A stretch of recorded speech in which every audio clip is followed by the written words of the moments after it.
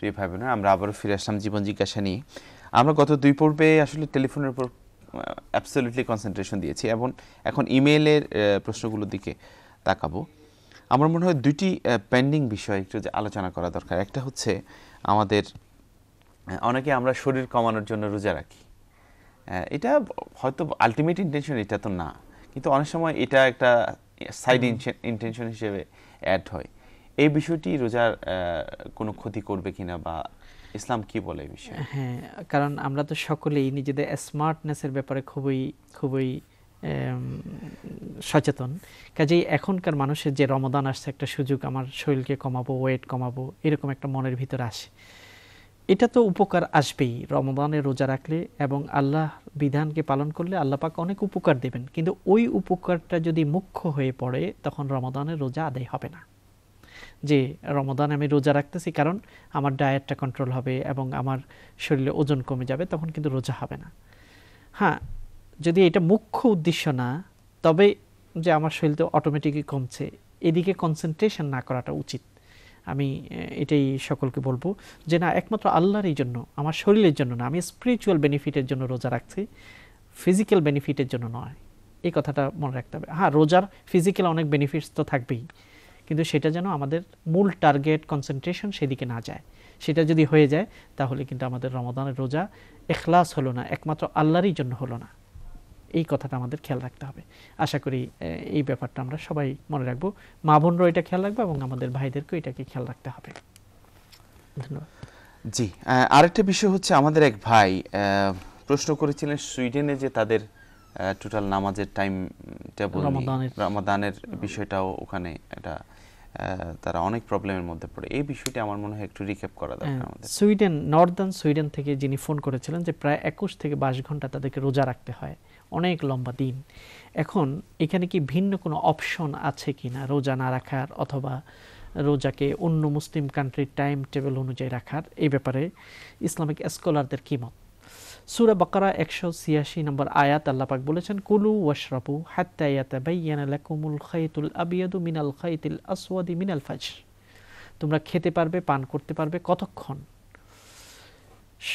সুবহে সাদেক থেকে আরম্ভ করতে হবে এবং দিনের বেলায় পুরো রোজা রাখতে হবে। দিনের বেলায় তোমরা খেতে পারবে না, এটা আল্লাহ বলে দিয়েছেন। কাজেই যে যেখানে থাকে, যেই এলাকায় থাকে, সেই এলাকার টাইম টেবিলে চন্দ্র, সূর্য উদয়, অস্ত্র, সুবহে সাদেকের ব্যাপার, এটাকে খেয়াল করতে হবে। সুবহে সাদেকের উদয়ে থেকে আরম্ভ করে তাকে রোজা বন্ধ করে দিতে হবে এবং সূর্যাস্ত পর্যন্ত তাকে রোজা করতে হবে। সূর্যাস্তের পরে সে খেতে পারবে। আবার সুবহে সাদেক যখন হয় তখন তাকে খাওয়া বন্ধ করতে হবে। এটা আল্লাহ পাক যে যে এরিয়াতে আছে তার লোকাল টাইম অনুযায়ী তাকে এটা ফিক্স করতে হবে। কাজে লম্বা দিন বলে এখানে অন্য কোনো অপশনের কথা সরাসরি কোরআনের আয়াত থেকে চিন্তা করা যায় না। শুধু হাদিস থেকে চিন্তা করা যায় তখনই যখন কোনো এরিয়াতে রাত নেই, সূর্য ডুবেই উঠে যাচ্ছে মুহূর্তে, এরকম যে বিভিন্ন এরিয়াতে থাকে যে প্রায় 6 মাস দিন, 6 মাস রাত্র, এরকম এরিয়ার জন্য শুধু হাদিস দ্বারা প্রমাণিত আছে পার্শ্ববর্তী কোনো দেশের টাইম অনুযায়ী তারা নামাজকেও হিসাব করে নেবে এবং রোজার দিনের টাইমটাকেও হিসাব করে নেবে। এখন সুইডেনে যদি অনেক লম্বা দিন হয়ে থাকে এখন, তখন রোজা রাখার চেষ্টা করতে হবে। একান্তই কেউ যদি রোজা রাখার পরে যদি খুবই গুরুতর অসুস্থ হয়ে যাচ্ছে, তখন শরীয়ত তো অপশন দিয়েছে যে কেউ যদি গুরুতর অসুস্থ হয়ে পড়ে রোজা রাখার কারণে, অথবা রোজা রাখার কারণে অতি বেশি দুর্বল হয়ে পড়ে, তখন তারা ইচ্ছা করলে রোজা পরবর্তীতে কাজা করে দিতে পারেন, পরবর্তী সময় রোজা রাখতে পারেন, কিন্তু এই টাইমেই তাদেরকে রোজা মেনটেন করতে হবে। এর সাথে যুক্ত আরেকটা ইমেলের প্রশ্ন একজন বোন জানতে চেয়েছেন যে তিনি এমন একটা এরিয়াতে কাজ করেন, এমন একটা ফ্যাক্টরিতে কাজ করেন যেখানে খুব বেশি গরম। এই গরমের কারণে তিনি সপ্তাহে 2 দিন কাজ করেন। এখন কি রোজা রাখলে খুব পিপাসিত হয়ে যান, তখন তার জন্য কি অপশন আছে কিনা রোজা না রাখার? যেহেতু আপনি 2 দিন কাজ করেন, প্রথম অপশন হলো যে আপনাকে রোজা রাখা, এবং ওই কয়েকদিন মনে করেন আপনি যেহেতু সপ্তাহে 2 দিন করেন, রমাদান আপনাকে 8টা দিনের জন্য হয়তো আপনি হলিডে নিতে পারেন, ছুটি নিতে পারেন।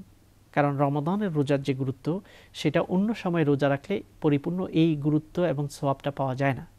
কাজে আখিরাতকে প্রাধান্য দেয়া দুনিয়ার উপর, এটাকে বেস করে আপনি ইচ্ছা করলে ছুটি নিয়ে ওই দিনগুলোতে রোজা রাখতে হবে।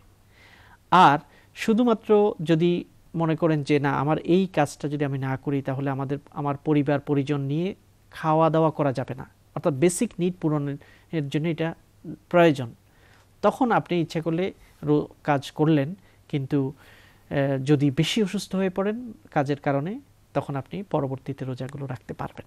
কিন্তু যদি মনে করেন যে না এটা হচ্ছে আমার একটা এক্সট্রা ইনকাম, আমার হাজব্যান্ড ইনকাম করছেন অথবা আমার অন্যান্য ইনকাম থেকে আমি চলতে পারি, কিন্তু এটা হলে আমার একটা এক্সট্রা উপকার হয়, কিন্তু এই কারণে এক্সট্রা ইনকামের জন্য এই কাজের কারণে আপনি রোজাকে রমাদানে ভাঙতে পারেন না, এই সুযোগ নেই।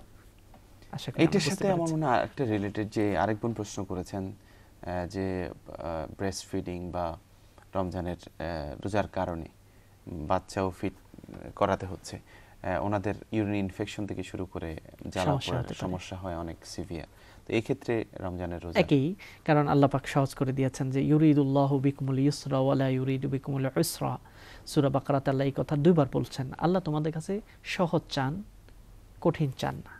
অর্থাৎ যারা প্রেগন্যান্ট, যারা দুধ পান করান বাচ্চাকে, অথবা যারা অসুস্থ, যারা মুসাফির সফর অবস্থায় আছে, তাদের জন্য আল্লাহ পাক অন্য সময়ে রোজা রাখার সুযোগ দিয়েছেন। কাজেই যদি তিনি মনে করেন যে আমি যদি রোজা রাখি আমার বাচ্চা দুধ কম পাবে, অথবা বাচ্চা দুধ পেলেও আমার শরীরের ক্ষতি হবে, পানির অভাব দেখা দেবে, তখন তিনি পরবর্তীতে রোজা রাখার সুযোগ আছে। শুকরিয়া। আমরা একটু কলের দিকে যাই, অনেকক্ষণ কলারদের। আসসালামু আলাইকুম। হ্যালো, আসসালামু আলাইকুম। আপনার টেলিভিশন ভলিউম একটু কমাতে হবে ভাইয়া। কমাইছি ভাইয়া। Thank you. জি বলেন আপনার প্রশ্ন। যে আমি যেখানে থাকি সেখানে সব ওয়াক্তে নামাজের সাথে সব ওয়াক্তে নামাজ, আচ্ছা অসুবিধা। আমরা পরবর্তী কলে যাই। আসসালামু আলাইকুম।